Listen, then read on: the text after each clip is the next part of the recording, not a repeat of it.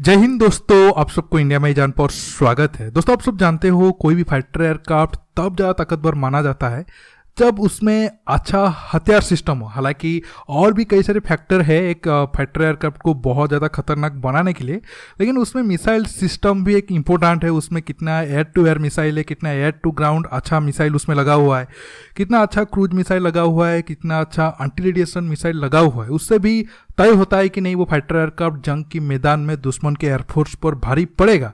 अगर आप दुश्मन के एयरफोर्स को आप तबाह करना चाहते हो तो आपके पास अच्छा एयर टू एयर मिसाइल होना बेहद जरूरी है।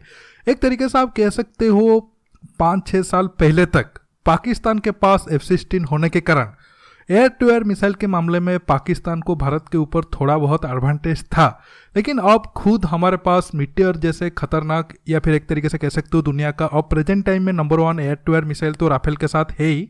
इसके साथ भारत भी अब खुद अपने देश में एयर टू एयर मिसाइल बनाने को लेकर तेजी से काम कर रहा है और अस्त्र मार्क 1 बिल्कुल रेडी है।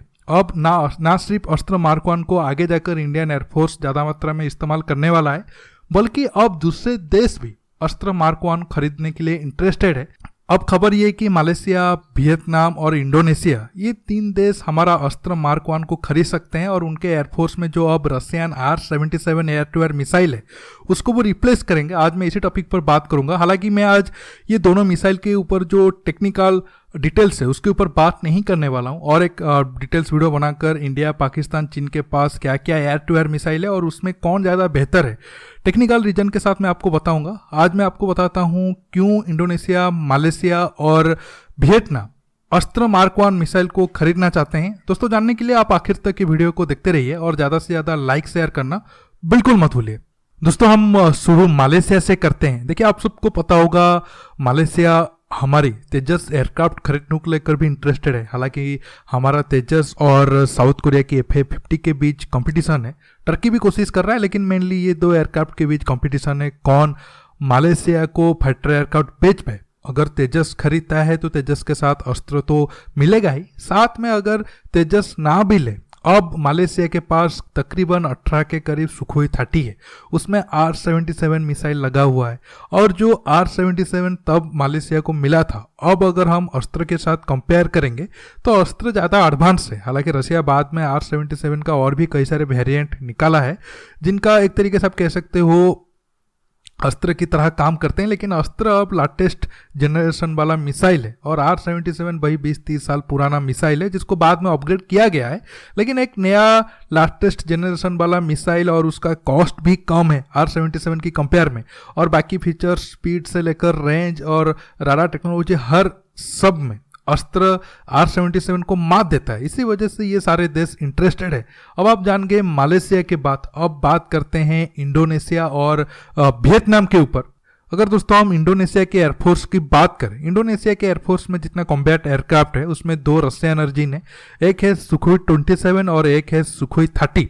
हालांकि इंडोनेशिया ने अब रिसेंटली ही राफेल का ऑर्डर दिया है और मीटियर मिसाइल उसको राफेल के साथ मिलेंगे और एक तरीके से जैसे मैंने आपको शुरू में कहा था अब प्रेजेंट टाइम में मीटियर का कोई जवाब नहीं है।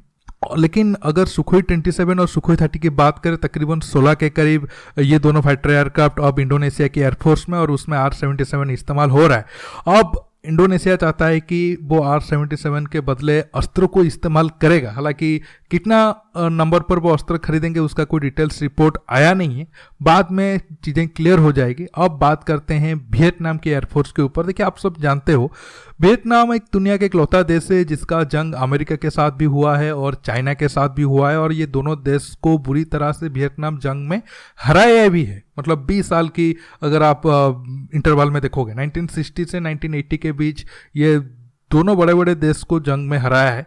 अब प्रेजेंट टाइम में अगर आप देखोगे वियतनाम में ज़्यादा रशियन अर्जिन के ही हथियार है और उनके एयरफोर्स को देखोगे, उनके एयरफोर्स में जितने भी कॉम्बैट एयरक्राफ्ट है सब रशियन अर्जिन के हैं। हालांकि अब जो वियतनाम की आर्मी या फिर एयरफोर्स चीन की कंपेयर में बहुत ही नंबर वाइज कम है, लेकिन उनके मन में एक तरीके से एडवांटेज है कि अगर जब जरूरत पड़ेगी वो जंग में चीन को मात दे सकते हैं, लेकिन उनका एयरफोर्स बहुत ही नंबर में और पावर में कम ही है। अगर हम उनके कॉम्बैट एयरक्राफ्ट की बात करें तो सुखोई 22 है 34 के करीब, सुखोई 27 है 11 के करीब, और सुखोई 30 है 35 के करीब। तकरीबन 70 से 80 फाइटर एयरक्राफ्ट वो रशियन अर्जन के इस्तेमाल कर रहे हैं और उसमें R-77 ही लगा हुआ है। अब उनका प्लान है कि वो आगे जब ऑर्डर देंगे एयर टू एयर मिसाइल का, वो R-77 इस्तेमाल ना करके अस्त्र ही इस्तेमाल करें, क्योंकि ऑलरेडी भारत आगे जाकर सुखोई 30 MKI, MiG-29 और हमारा तेजस में अस्त्र इस्तेमाल करने वाला है। तो ये सारे देश भी चाहते हैं कि नहीं, अब R-77 वो नहीं लेंगे, जो लेटेस्ट वेरिएंट है अस्त्र लेंगे, क्योंकि कम पैसे में उनको ज़्यादा एडवांटेज वाला मिसाइल मिल रहा है। अब आगे देखना होगा। हालांकि अभी हमारे डिफेंस मिनिस्टर वियतनाम विजिट पर भी है और आज मैं वियतनाम के ऊपर एक वीडियो बनाने वाला हूँ रात को। लेकिन ये तीनों देश या फिर खासकर जो आसियान कंट्री है उनके साथ भारत का डिफेंस रिलेशन और बढ़ाना चाहिए।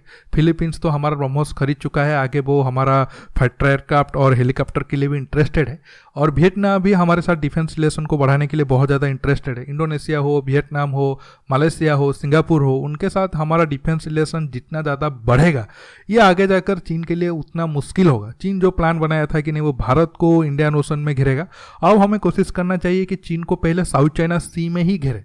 साउथ चाइना सी पहले चीन में, अगर साउथ चाइना सी में अगर हम चीन को बुरी तरीके से फंसा देते हैं तो उसे इंडियन ओशन में आने में ही मुश्किल होगा।